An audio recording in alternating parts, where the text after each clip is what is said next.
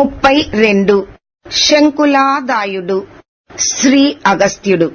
మోక్ష సుఖము అయత్న సాధ్యమై ఉండగా దుర్లభమైన అల్పమైన ఐహిక సుఖముల కోసం అరులు చాచుట వెర్రి కాదా? యజ్ఞహేతువులైన ద్రవ్యము, దేశము, కాలము, కర్మము, మంత్రము, కర్త మొదలైన శుద్ధ వస్తువులు ఎక్కడా? నికృష్టమైన వ్యాపారములు చేయు నీచమానవులెక్కడా? కలియుగములో మహేశ్వర భక్తియే ఇహపర సుఖములకు ఆలవాలం. కాలకర్మల భయాన్ని పోగొట్టే శివశంకరునే ఆరాధించవలను. లింగ పూజ చేతనే శివుడు సులభంగా వసుడగును. అట్టి శివలింగమును ఎట్టి వ్యయము లేక ఇసుకతో నిర్మించుకునవచ్చును. ఇక పూజకు అంతటా లభించే గరికయే చాలును, నీరే చాలును. భక్తితో సమర్పించే నైవేద్యం అది సాధారణమైన శాకమైనా సరిపోవును. ఈ విషయంలో ఒక పురాతన చరితాన్ని ఇప్పుడు వినగలరు.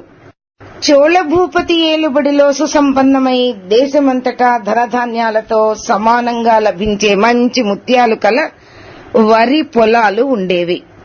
ఆ ముత్యాలు అడవులలోని వెదురు పొదల కణుపుల నుండి జాలువారుగా వర్షపు నీరు సెలయేళ్ల నీటితో కొట్టుకుని వచ్చి వరి కేదారాలలో చేరినట్టివి.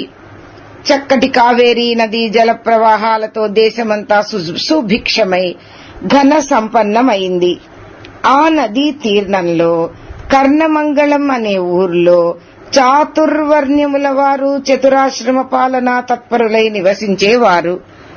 అక్కడ శంకులాదాయుడు అనే గాంగేయ వంశ హాలికుడు నివసించేవాడు. అతని ఇంటికి 2 క్రోసుల దూరంలో పరమశివుడు అధివసించే శివస్థలం ఒకటున్నది. అతడు బాల్యము నుండే అనన్యమైన శివభక్తిని తన ఊపిరితో పాటు పొంది ఉన్నాడు.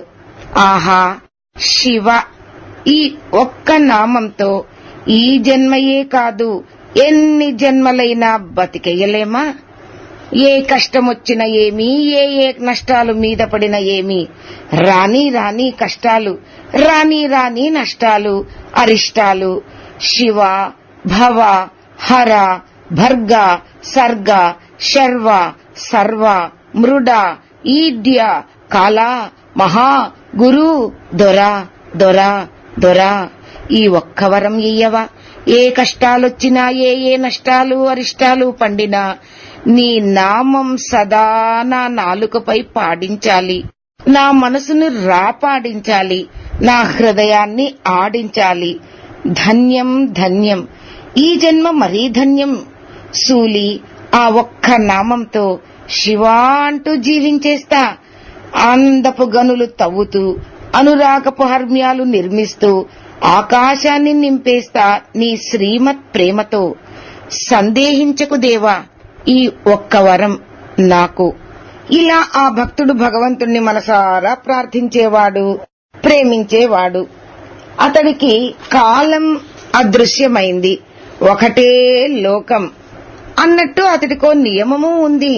నడుము విరుగని కొత్త బియ్యమును సంపాదించి వాటిని రుచికరమైన శాకపాకాలను పాకశాలలో బ్రాహ్మణుల చేత వండించి మామిడి పిందెల ఊరగాయ, పెరుగు మొదలైనవి తటలో సర్దుకుని భార్యనెత్తికెక్కించి ఆమెతో ప్రతిరోజు శివాలయానికి వెళ్లేవాడు.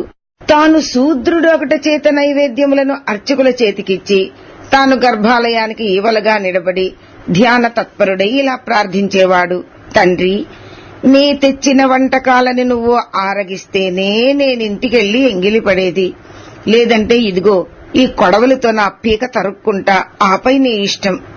భక్తవశంకరుడగు శంకరుడు అతని నిష్కపట భక్తికి వసుడై ఆ పదార్థములను రుచి చూచుటయే కాక తాను తినునప్పుడు వచ్చు శబ్దాలతో ఆ భక్తుని చెవులకు పండగ చేసేవాడు. దానికే శంకులాదాయును కడుపు నిండగా మిగిలిన పదార్థాలను ఇంటికి కొనిపోయి ఆ ప్రసాదమునే రాత్రి భోజనం చేసేవాడు. ఇది అతని ముఖ్యమైన దినచర్య. అతడు నక్తభుక్తం చేశాడంటే ఆ ఉదయం అతడు శివుడు ఆవకాయ ముక్కలను తిన్న పరపరధ్వని విన్నాడన్నమాటే. ఈ విధంగా 16 సంవత్సరాలు నిర్విఘ్నంగా సంతోషదాయకంగా గడిచిపోయాయి. భగవంతుడు అతనితో ఓ చిన్న ఆట ఆడుకో సంకల్పించాడు. ఆటకదరా శివ, ఆటకద శంకర, భక్తులను భక్షించుట ఆట నీకు. శివుడు సంకల్పించగానే మహామారి ప్రకోపించి అనావృష్టి ప్రబలి గోవులన్నీ నశించాయి, పంటలు నాశనమయ్యాయి, భూమి బీటలు వారింది. శంకులాదాయుడు ఆత్రపడక తనకున్న కొద్దిపాటి కొండ్రల్లో ఎట్లో ధాన్యాలు, ఉలవలు, చామలు మొదలైనవి పండించి తన వ్రతాన్ని కొనసాగిస్తున్నాడు. ఇట్లుండగా ఒక సోమవారం నాడు అతడు అతి కష్టం మీద పంచగవ్యములు, కొబ్బరికాయలు, అభిషేక ద్రవ్యములు తన నిత్యాన్న నైవేద్యముతో పాటు తట్టలకెత్తుకుని భార్యతో ఆలయానికి బయలుదేరాడు. భక్తిమతి ఆయన భార్య పూజా ద్రవ్యముల బరువు నెత్తిన మోసుకుంటూ మెల్లమెల్లగా అడుగులు వేసుకుంటూ నడుస్తుండగా అతడు అల్లదిగో శివాలయ గోపురం, త్వరగా అడుగేయ్ అని హెచ్చరించాడు. అలా మాటి మాటికి వెనుతిరిగి కేకలు పెడుతుండగా అతని కాలికి ఎదురు దెబ్బ తగిలి పడిపోయాడు. ఆనాడు అతని నెత్తిపై తట్టలో ఉన్న నైవేద్య పదార్థాలన్నీ కింద నెరియలలో పడి పనికి రాకుండా పోయాయి. వాటినిక పోగు చేసి జాగ్రత్త చేయుటకు సాధ్యం కాలేదు. పైన తలను మార్చే ఎండ, కింద పాదాలను కాల్చివేసే వేడి, గాడ్పుకి శోషించిన శంకులాదాయునికి ఈ దుర్ఘటన దుస్సహమైంది. ఇన్నేళ్లుగా విచ్ఛిన్నముగా కొనసాగిన తన వ్రతం ఈనాడు ఇలా భంగమైనది. నేలపై పడి ఉండియే అతడు కడసారిగా శివుని ధ్యానించి తన మొలలోని కొడవలిని తీసుకుని కుత్తుకను ఉత్తరించుకొనబోయాడు. అంతలో అతడి చేతిని ఓ మృదువైన బంగారు చెయ్యి పట్టుకుని ఆపివేసింది.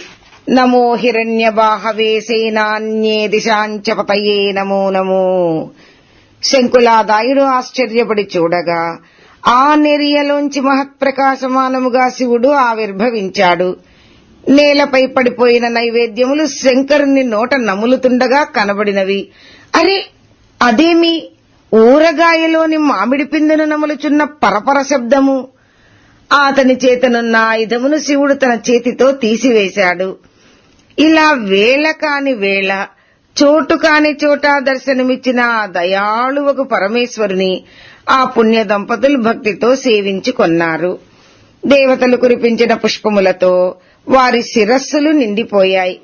మహేశ్వరుడు వారికి సాయుధ్యముక్తిని అనుగ్రహించి కైలాసమునకు మరలిపోయాడు. జటాకోటిని బద్ధ చంద్రార్ధ సుందరుడగు ఉమారమణుడు నేల నిరియలో ఆవిర్భవించిన చోట స్వయంభూలింగము ఉద్భవించి పూజలందుకుంటున్నది.